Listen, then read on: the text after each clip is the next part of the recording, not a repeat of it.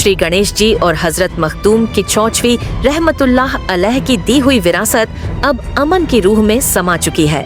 भाग 5। रूह का अंजुमन अमन अब पहले जैसा नहीं रहा था। उसकी आंखें अब सिर्फ देखती नहीं थीं, बल्कि महसूस करती थीं। उसका दिल अब मस्जिद और मंदिर में फर्क नहीं करता था। उसके लिए हर जगह नूर का अक्स था। एक दिन वो किचौचा शरीफ की दरगाह पर बैठा था, उसी जगह जहां सदियों पहले श्री गणेश और मखदूम साहब बैठे थे। वो आंखें बंद करके जिक्र कर रहा था, ना वजीफा ना मंत्र, बस तू तू तू। तभी हवा में जैसे एक पुरानी सरगम गूंज उठी और अमन की रूह में 2 आवाजें आईं। श्री गणेश जी की आवाज, हमने तुझे चुना है क्योंकि तू सवालों से डरा नहीं। मखदूम साहब की आवाज, अब तू वो दिया है जो नूर बांटेगा, ना मजहब देखेगा ना नाम, बस दिलों को रोशन करेगा। अमन की सांसें तेज हुईं। वो उठा और उसके होठों पर एक नई तस्बीह उभरी, जिसमें ऊ भी था और अल्लाहू भी। अब वो बनारस लौटा, मगर अब उसका मकसद बदल चुका था। जहां मंदिर में आरती होती, वो वहां खड़ा होकर कहता, इबादत की जुबान नहीं, नियत देखी जाती है। जहां मस्जिद में अजान होती, वो कहता, अल्लाह और परमात्मा एक ही रोशनी के 2 नाम हैं। लोग हंसते, कुछ पत्थर फेंकते, कुछ उसे पागल कहते, मगर अमन सिर्फ मुस्कुराता, क्योंकि उसे वो 2 रूहानी हस्तियां अब भी राह दिखा रही थीं। एक रात बनारस के घाट पर अमन ने एक छोटी सी झोपड़ी बनाई, जिस पर लिखा था, ना इधर का ना उधर का, ये रूह का अंजुमन है, सबका घर है। वहाँ कोई भी आ सकता था। चाय के साथ जिक्र मिलता था, दुआ के साथ कहानी और सुकून के साथ भाईचारा। एक दिन एक बच्चा आया, जिसने पूछा, क्या सच में मखदूम और गणेश जी मिले थे? अमन ने जवाब दिया, वो आज भी मिलते हैं, जब 2 दिल बिना फर्क के एक हो जाते हैं। अब पेश है इस रूहानी दास्तान का 6ठा हिस्सा, जहां अमन सिर्फ एक नाम नहीं, बल्कि एक नूर की लौ बन जाता है, जो वक़्त, मजहब और जुबान की हदें पार करके दिलों में रोशनी करता है। भाग 6। नूर की लौ अमन में कई बरस बीत गए। अमन की झोपड़ी अब एक रूहानी दरगाह जैसी बन गई थी। ना वहाँ दरवाजा था, ना ही कोई मूरत, ना ही तस्बीह की तख्ती, बस एक मिट्टी का दीपक, जिसमें हर शाम एक लौ जलती थी। वो लौ थी श्री गणेश जी के ज्ञान की और मखदूम साहब के इश्क की। लोग आते, बैठते, रोते, पूछते, और अमन उन्हें सिर्फ मुस्कुराकर सुनता। एक दिन एक पंडित आया, बोला, तू तो मुसलमानों के दरगाह में बैठता है। फिर एक मौलवी आया, बोला, तू तो मूर्तियों का आदर करता है। अमन मुस्कुराया और बोला, मैं तो उस दर के दरवेशों का चेला हूँ, जिन्होंने रूह की भाषा सिखाई। न वो पंडित थे, न मौलवी, वो रोशनी थे, और मैं सिर्फ उनकी लौ हूँ। उस दिन उस झोपड़ी में एक अजीब सी सुकून भरी हवा चली।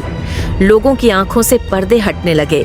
किसी ने दिल से महसूस किया, यहाँ जो है वो मजहब नहीं, रूह है।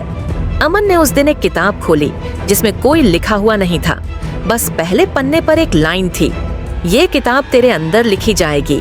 रात को उसने ख्वाब में 2 नूर देखे, श्री गणेश जी और मखदूम साहब। गणेश जी बोले, तेरा कलम अब वो काम करेगा जो बरसों में ना हुआ। मखदूम साहब बोले, अब तू सिर्फ अमन नहीं, तू अम्न बन गया है, हर दिल के लिए सुकून की सदा। अमन ने आंखें खोली और उसी किताब में लिखना शुरू किया। पहला लफ्ज इश्क, कहानी का अगला हिस्सा अमन का पैगाम, जल्द। भाई, अब मैं आखिरी 2 हिस्सों में इस कहानी को उस मकाम तक ले जाऊंगा, जहां श्री गणेश और मखदूम किचौचवी की दी हुई रूहानी लौ एक आम इंसान की जिंदगी को पूरी दुनिया के लिए पैगाम बना देती है। चलो भाई, अब बारी है उस मंजिल की, जहां अमन का नाम नहीं, उसका पैगाम पहचाना जाता है, जहां दिलों की सरहदें मिटती हैं और श्री गणेश जी मखदूम किचौचवी रहमतुल्लाह अलैह की दी हुई रूहानी विरासत एक नई तहजीब की शक्ल लेती है। भाग 7। अमन का पैगाम। अब बनारस की गलियों में एक नाम हर जुबान पर था, अमन बाबा। ना उसके पास किताबों का इल्म था, ना किसी मदरसे या गुरुकुल की डिग्री, मगर फिर भी जब वो बोलता, लोगों के दिलों में सुकून उतरता। उसके झोंपड़ी वाले आश्रम में अब पंडित भी बैठते, मौलवी भी। कोई आरती गाता, कोई कव्वाली पढ़ता, मगर कोई किसी को ना रोकता ना टोकता। एक बार एक अफसर वहां आया, उसने कहा, आप हिंदू हैं या मुसलमान? अमन मुस्कुराया। मैं वो हूँ जो गणेश जी के शब्दों से सोचता हूँ और मखदूम साहब के इश्क से बोलता हूँ। नाम चाहे जो हो, मगर दिल अगर सच्चा हो तो मजहब रुकावट नहीं, रास्ता बनता है। अफसर सन्न रह गया। अमन ने अपने शिष्यों को सिखाया, इबादत से बड़ी है इंसानियत और पूजा पाठ से ऊपर है दिल की पाकी।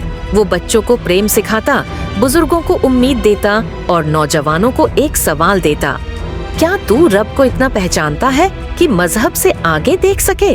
धीरे धीरे उसका पैगाम सीमाओं से बाहर जाने लगा। कश्मीर से कन्याकुमारी और दिल्ली से लखनऊ तक लोग कहने लगे, अगर कहीं मखदूम और गणेश का नूर जिंदा है तो वो अमन बाबा की आंखों में है। एक दिन अमन बहुत थक गया था। उसने कहा, अब वक्त है मैं उन दोनों रूहों से मिलने जाऊं जिन्होंने मुझे बनाया। वो चुपचाप बैठ गया और एक मोमबत्ती की लौ को देखता रहा। उस लौ में उसे दिखे गणेश जी मुस्कुराते हुए, मखदूम साहब दुआ देते हुए। उन्होंने कहा, तेरा पैगाम अब हवाओं में घुल गया है, अब तू फना नहीं होगा बल्कि हर दिल में गूंजेगा। और उस रात अमन की सांसें तो थम गईं, मगर उसकी रूह हर उस दिल में जिंदा हो गई जो बिना बंटवारे के इश्क, अदब और नूर को मानता था। आखिरी हिस्सा, विरासत बन गई नजीर, जल्द।